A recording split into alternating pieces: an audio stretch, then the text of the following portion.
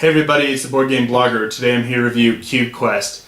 Now this is a wonderful, wonderful dexterity game. Just fantastic. This is rocketed up to, top 5 dexterity games of all time.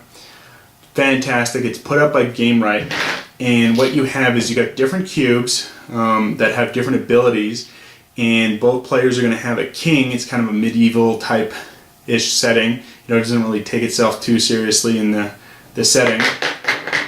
And you're going to try and protect your king while knocking off your opposing king. And different abilities are used with the different cubes. And all the components are wonderful. The cubes are already pre-stickered at the game. You've got wonderful play mats to play it on. Really beautiful, high quality. Looks fantastic. And you've got blue cubes and red cubes. And you'll be secretly stacking up secretly stacking up your side. You've got your castle here where your king's going to go, and then everyone else can go where they want to, and you'll try to invade your opponent. What's neat is, you've got a picture and then kind of not in picture on a cube. So if you knock your cube into your opponent's side, they're not, if they fall up with the picture on place, they're good, you don't lose it. But if it's not on the side, then you have to take it off, roll the cube again. If it's another one not on the side, it's removed, otherwise it's put back in its castle.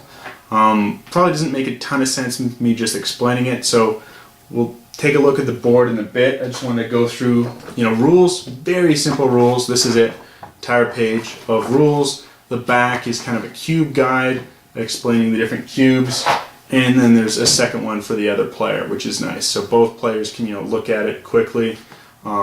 Very quick game, plays in 15-20 minutes. A ton of fun. You're going to be laughing the whole time. This is, I think, best dexterity game of the year, and one of the top 5 dexterity games of all time. It's that much fun.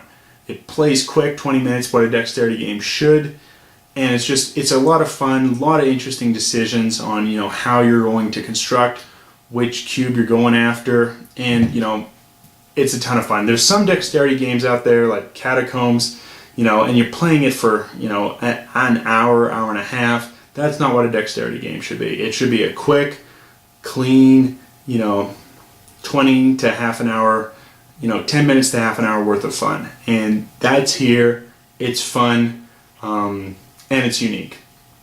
But let's take a look at how it actually plays. Now here's the board on setup. To keep fog of war while you're setting up, you'd put the box down, and so both sides couldn't see each other while they're setting up. They'd do that, and then you'd take off the box, and you're ready to go.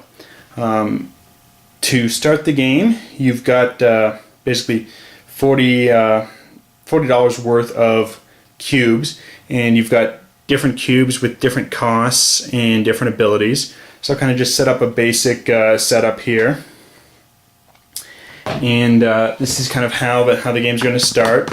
You'll have a king in each castle and armies trying to pose it. You can see here this mat's not lying flat totally. I think that's fine. It's kind of terrain, if you will.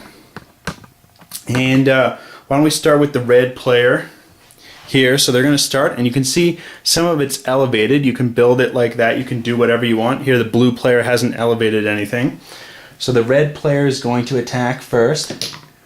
Now they've knocked over, and we can see here how it's landed. Now on your own side it's fine if the picture's not face up, but here it matters. Here the red player is going to take it off, and they will roll the die. Here it was no picture again, so it's removed from play. So that's off the board. Now it's going to be the blue player's turn here. So the blue player will go, Now he's knocked both his own cube and the red player's cube off.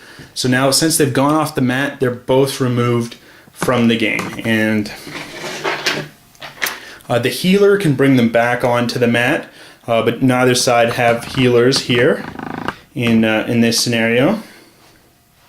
Now it'll be back to the red player.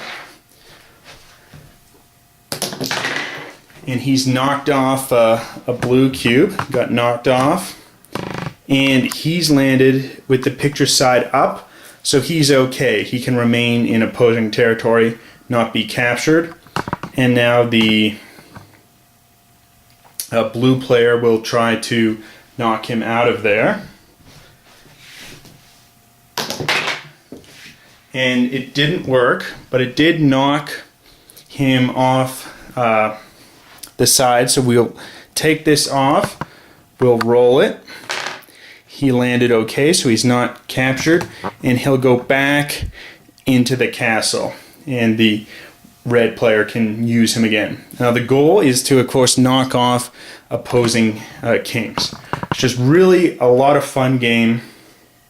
You've got really variability in the cubes. You know, just the cubes can do a lot of different things. Here's the guide again. Several different types of cubes. I could definitely see an expansion coming out.